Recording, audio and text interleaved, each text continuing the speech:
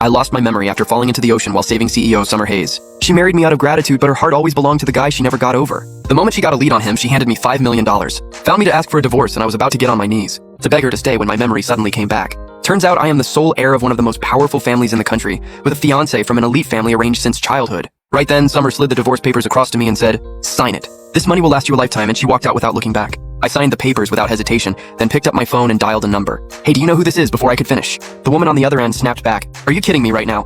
How would I know who you are?" I raised an eyebrow. "You seriously cannot recognize my voice?" "Ellie, it is me. Are you losing your edge or have you just gotten too big for your boots?" The woman on the other end paused for 2 seconds, then suddenly screamed, "You are alive then." Her voice turned all pouty. "2 years with zero contact, I thought you ran off with some girl." I did not respond and just gave her orders. "I dropped my location to your phone.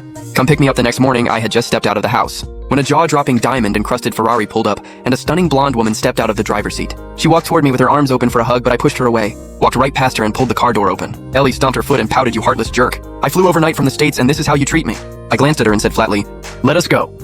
I then took one last look at the place I had lived in for 2 years. I never belonged here, just like Summer Hayes never belonged to me. I spent 2 years here as a doormat, but now that my memory is back, it is time to find out who attacked me and made me lose my memory in the first place. 2 days later, Summer Hayes returned to the house. She went straight upstairs and locked herself in the bedroom. The tip had been wrong. That man was not her guy and the whole trip was a waste. The maid knocked and came in, handing her the divorce papers. "Ma'am, Mr. Hayes has already signed and left." He left with nothing, not even the bank card you gave him. Summer frowned. That man has no skills, no money to his name. He is probably trying to look pitiful and milk some sympathy. Summer figured she needed to get the divorce finalized as soon as possible before things got complicated. The maid had barely left when her assistant Yang walked in. "Miss Hayes, it is about Mr. Hayes. He is back." Summer looked annoyed. She knew this guy was not going to let the divorce go that easily. Yang shook her head and said no.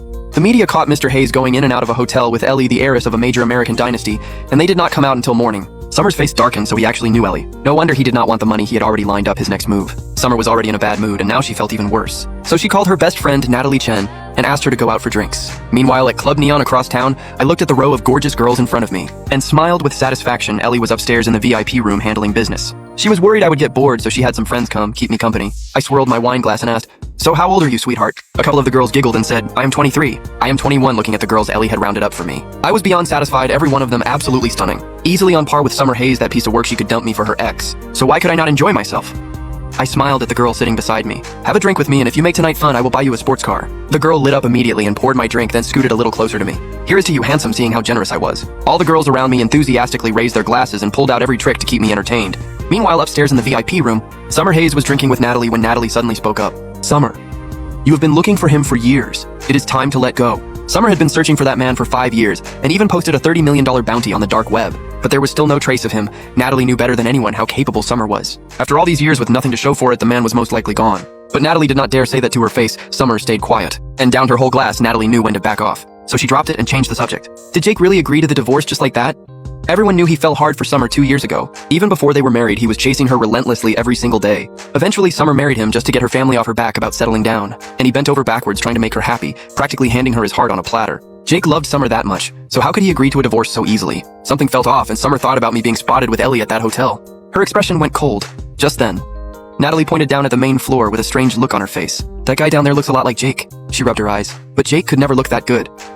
Summer narrowed her eyes at those words and looked in the direction Natalie was pointing in the premium VIP section. Several gorgeous young women were gathered around a man who was lounging on the couch, his long legs casually propped up on the edge of the coffee table, lazily swirling his wine glass. The whole vibe was effortlessly cool and refined. One of the girls eagerly poured my drink. I tilted my chin up slightly and flashed her a charming smile. Summer stared at the man downstairs and felt a sharp jolt in her chest. "Is that not Jake?" Natalie looked again to make sure she was not seeing things. Her jaw nearly hit the floor. "No way. It really is him. And look at all those women around him. The man is magnetic." Summer stared at me, her beautiful eyes turning ice cold. "This guy gets caught with Ellie at a hotel, and that is already bad enough. Now he has the nerve to pull this in public. Jake Hayes, you have some serious nerve." I was in the middle of chatting with a group of cute girls when I picked up on a sharp gaze locked onto me. I turned to look and saw a familiar figure heading my way. My eyes flickered for just a second and I deliberately curved my lips into a smirk. Summer pushed through the crowd and stopped right in front of me. "Ink dries on the divorce papers and you're already out here messing around. Jake, are you that desperate?" I leaned back on the couch and said with a grin, "Life is short. Might as well have some fun." Summer glared down at me, her expression ice cold while Natalie whispered behind her, "Summer, do you think getting dumped broke something in him?" I chuckled. "Natalie, you are too funny." I stretched both arms out and draped them over the shoulders of the two girls on either side of me. Why would I give up a whole forest for one bad apple? Natalie looked completely floored. He just called Summer a bad apple. Was this even the same Jake? She knew Summer stared at me sitting there with a girl on each arm. Her expression at rock bottom, this was nothing like the man she had known. I met her gaze and let a flash of provocation cross my eyes. "What, Miss Hayes, think I said something wrong? Not gonna lie." This woman had a genuinely stunning face. Her whole presence radiated an untouchable, elegant energy. Right now, she was staring at me with something dangerous swirling in her eyes. Just then, a heavyset drunk guy stumbled over to my section. "Oh, look at that, two pretty ladies fighting over one guy, why not come to daddy instead? I will treat you right." Summer glanced over at him, frowned, and stepped to the side. The drunk guy kept heading toward me, and straight up shoved the girl next to me out of the way.